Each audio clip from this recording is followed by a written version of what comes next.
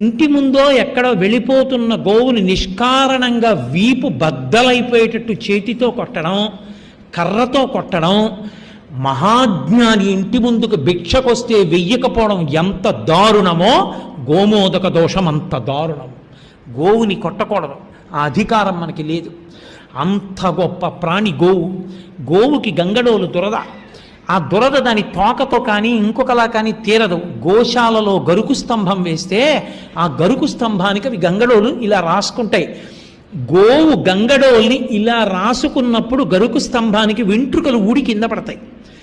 ఎన్ని వెంట్రుకలు ఊడి కింద పడ్డాయో అన్ని వందల సంవత్సరముల నివాసానికి వెంటనే నరకంలో ఉన్నటువంటి పితృదేవతల్ని స్వర్గంలోకి తీసుకెళ్ళిపోతారు ఒకసారి ఆవు రుద్దుకుంటే.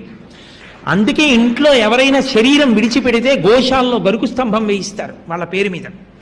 అంత గొప్పది.